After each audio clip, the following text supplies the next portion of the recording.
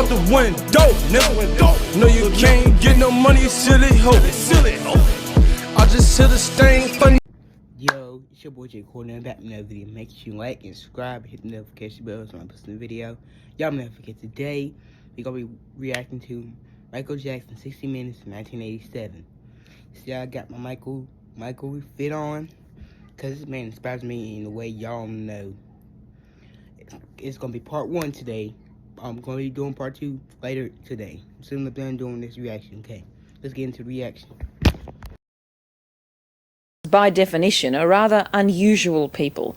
So when you get to the most super of superstars, you have to expect the kind of weird and wild rumours that surround Michael Jackson.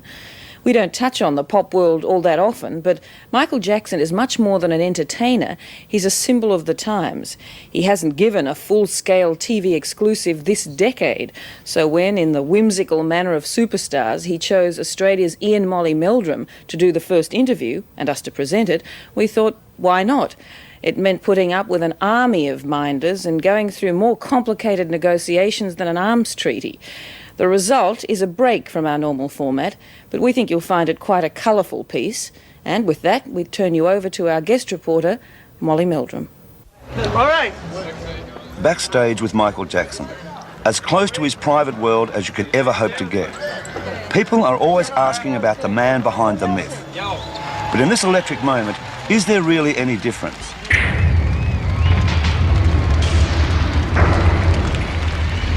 If you want to find out more about the real Michael Jackson, you start here, at his magical launching pad, and let yourself be part of the illusion.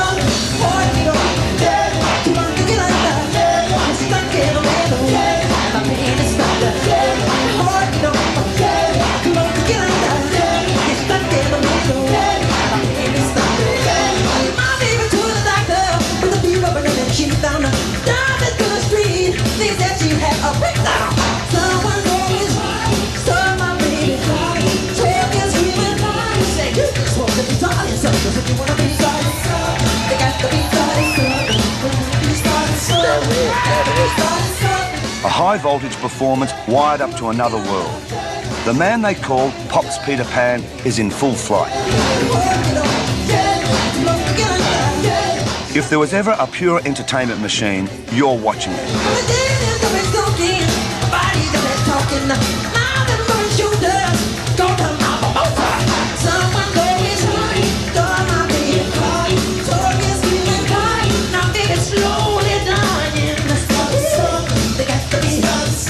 Watching him on stage and the power of his performance, I remembered the shy kid I interviewed in New York for Countdown in 1977. Do you regret having to keep up with your schoolwork? No, I enjoy it. I love to read and learn and all that stuff. Yeah. Yeah. Now, over in Australia, we've seen you on many of the big shows, like the big music awards and things like that.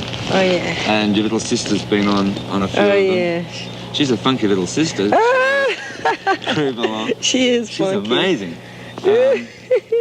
Even back then, he'd already come such a long way. The son of a crane driver from industrial America, tripping the light fantastic when his friends were struggling in school plays, the boy who was born to sing knew nothing but the stage. At the time I talked to him, he was getting ready to rock with you.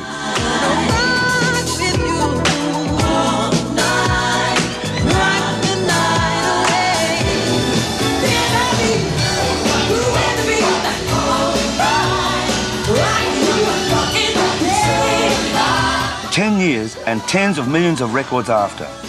The song remains the same, but the singer has become far more elusive.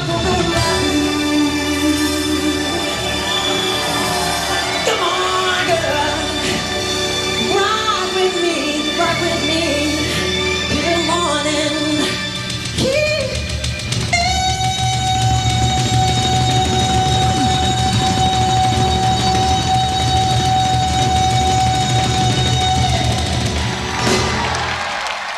Waiting in a Tokyo hotel room, I still can't quite believe that of all the world's press, Michael's agreed to talk to me again. His first major TV interview this decade. Hi, Michael. Nice to see you again. But you don't get this deep inside the fortress without conditions. Strict limits on time, even the number of questions. I took Michael back to our interview all those years ago. You had a lot of aspirations at that time, a lot of dreams. Would it be fair to say that a lot of those dreams over the last 10 years, because it was in 1977 that interview, have come true for you? Most of my dreams seem to come true, and I'm so thankful that they do. I don't know over what period of time, but I have lots of dreams, and they usually come true, and I'm so glad.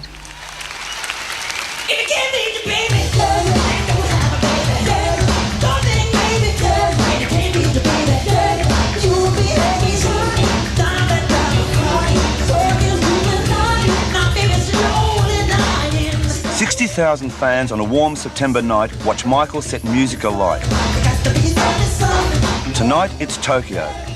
An inkling of things to come when his Magical Mystery World Tour hits Australia in November.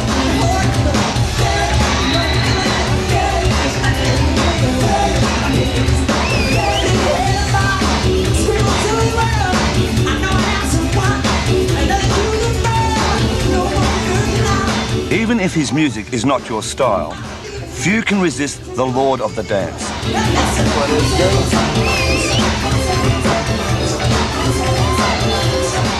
I dance a lot anyway. I've always loved to dance.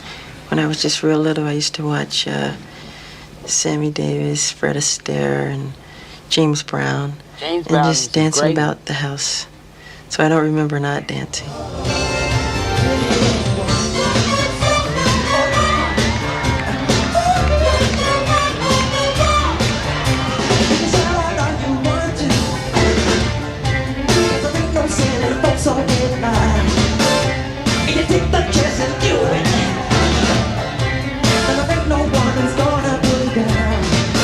Like all superstars, Michael has to deal with a plague of allegations about his private life. Headlines which paint him as a weird recluse. Rumours about his supposedly mammoth plastic surgery. About his supposed fascination for bizarre relics like the Elephant Man. How much of it is true? Ask the question, and you meet Michael's manager, cigar-smoking Frank DeLeo. He joined the interview as Michael's friend and chief minder. Now, about those headlines. Does it affect you? Does it hurt you to see some idiotic stories that are written? Yeah, I'll answer that question if you don't mind. It hurts me. And if it hurts me, I know it hurts Michael. He's a little more blasé about it than I am. I mean, he just sort of shrugs it off. But I find it very terrible that some of the stuff that is written, particularly about plastic surgery. And it's the majority of it, not the majority, all of it is garbage and rubbish. And, you know, if that's the best thing that's the only thing they can figure out to do with their life, then, you know, they're pretty sick people. Avoiding the spotlight off stage for this most wanted star requires some extraordinary escape routes. And in talking to us, Michael at least confirms one of those myths, that he dons disguises to slip unseen into the real world. I like to sneak into theaters without being noticed sometimes. Sometimes there's really nothing you can do about it. It's the price you have to pay. Well, I've heard sometimes you turn up in the most unexpected places to your friends dressed in that they don't even recognise you. I have incredible disguises. I can fool my own mother. And I enjoy doing it because I get to see life the way it really is sometimes, which is fun. But when Michael does step out as himself, it's an event. While in Tokyo, we were lucky enough to catch a rare glimpse of Michael's home video, showing a Jackson shopping spree. Together with a few select friends, Michael has a huge department store to himself. It's the same as blowing into. Well, you can't. It's not the same as Can you get any sound out of it? ちょっと音出していただける。これは出せない。3年、You need about 3 years of practice to really get the sounds out. When you're locked inside the four walls of fame and looking out at the crush of fans looking in, there's nothing quite as precious as one true friend. He's on down the road. In Michael's case, that friend is Quincy Jones. Alright, y'all, that was part 1. Remember, part 2 was on the way. Working on it as to speak. Alright, love you guys. Bye. I got my dogs with me, and I'll let them loose.